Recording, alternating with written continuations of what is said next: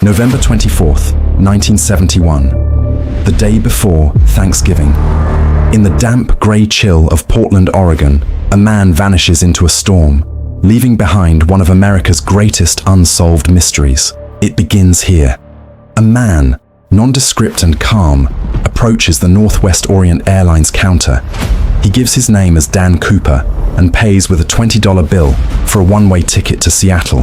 Flight 305 is a short hop, just 30 minutes. No one pays much attention to the quiet man in seat 18C, who orders a bourbon and soda and calmly smokes a cigarette as the plane awaits takeoff. Shortly after 3:00 p.m., as the plane climbs through the Oregon sky, Cooper makes his move. He hands a note to Florence Schaffner, a young flight attendant. Thinking it's a lonely businessman's phone number, she slips it into her purse. Cooper leans in. "Miss," he whispers, "you'd better look at that note. I have a bomb." The note is printed in neat, all-capital letters.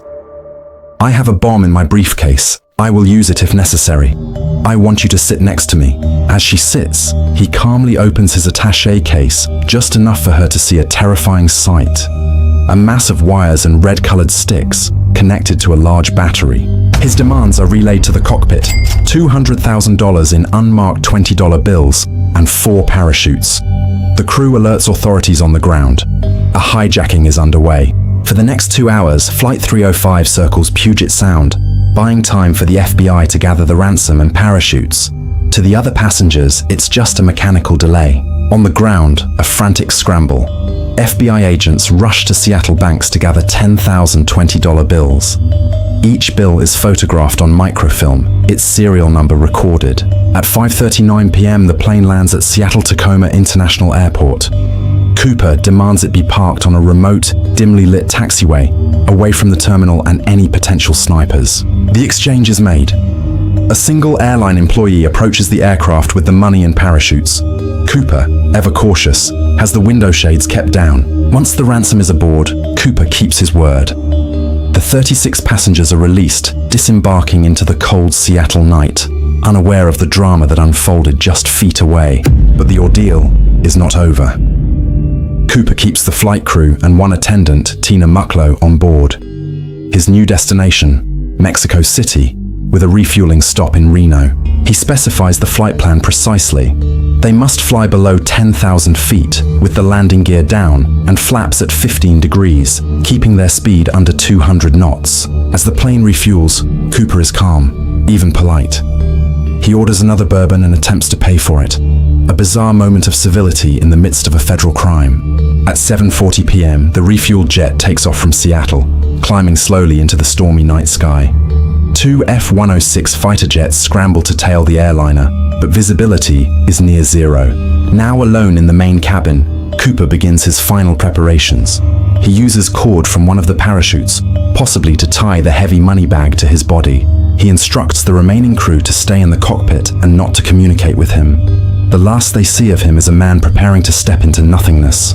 Around 8:01 p.m., somewhere between Seattle and Reno, Cooper walks to the rear of the Boeing 727. He is now at the point of no return. He approaches the aft air stair, a unique feature of the 727 that can be opened in flight, a fact he seemed to know well. A warning light flashes in the cockpit. The aft door is open. A moment later, the cabin pressure changes, and the plane's tail experiences a sudden upward movement. He had jumped into a freezing 200-mile-per-hour wind, wearing a business suit and loafers, into the pitch-black, stormy wilderness of southwestern Washington. The pilots land safely in Reno. A search of the plane reveals what Cooper left behind. 2 of the 4 parachutes, his black clip-on tie, and 8 cigarette butts. But of the man himself, there is no trace.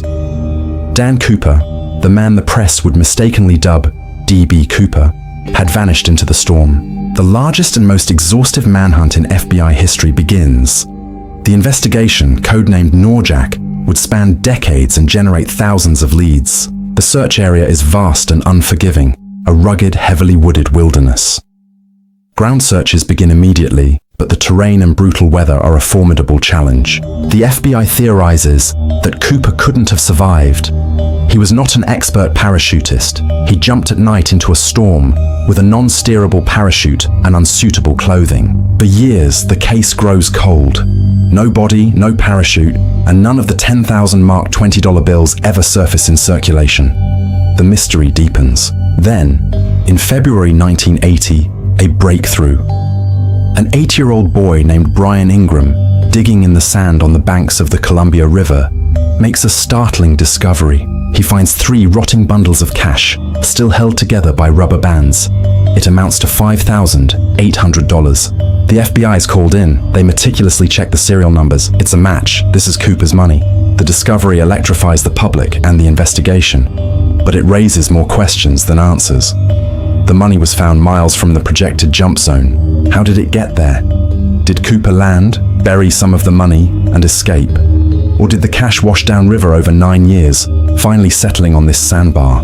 Despite extensive news searches of the area around the money find, nothing else is ever recovered. The trail goes cold once more. Over the years, the FBI investigates more than 800 suspects.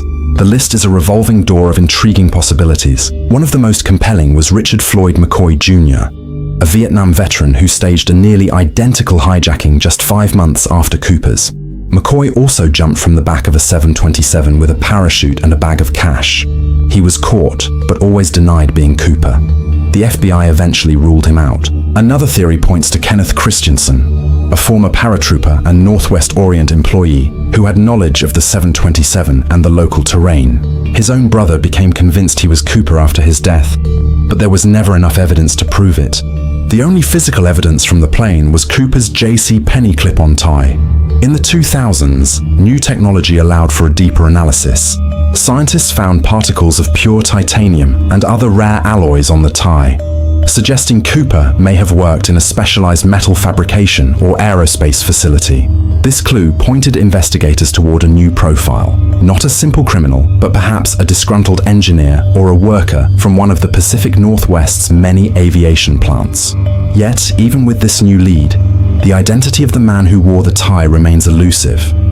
Every promising suspect has eventually been cleared by DNA or other evidence. In 2016, after 45 years, the FBI officially closed its active investigation into the NORJAK case. The agency stated it would no longer accept tips unless they involved the discovery of the missing parachutes or the rest of the ransom money. The case remains the only unsolved act of air piracy in American history. A perfect crime or a fatal miscalculation? Did he survive the jump? It's the central question. Many believe the harsh conditions made survival impossible. He jumped into a freezing rain and snowstorm, into a rugged landscape of mountains and dense forest, with no survival gear. Others argue that Cooper's knowledge of the aircraft and his calm demeanor suggest a well-planned operation. They believe he knew the local terrain, had an accomplice on the ground, and successfully made his escape, melting back into society. The discovery of the money on the Columbia River could support either theory: a body washing away, or a deliberate cache left behind. The legend of D.B. Cooper has grown far beyond the facts of the case. He's become a folk hero to some, a symbol of rebellion against the system. Annual gatherings celebrate his daring act, with enthusiasts debating theories and celebrating the man who beat the odds. But for the FBI and the crew of Flight 305, he was a dangerous criminal who put dozens of lives at risk. The hijacking had a lasting impact, leading to major security overhauls at airports worldwide. The era of casual air travel was over. More than 50 years later, the questions remain. Who was Dan Cooper? Where did he come from? And what became of him after he stepped out of that plane? Perhaps the answers are buried forever in the dense forests of the Pacific Northwest.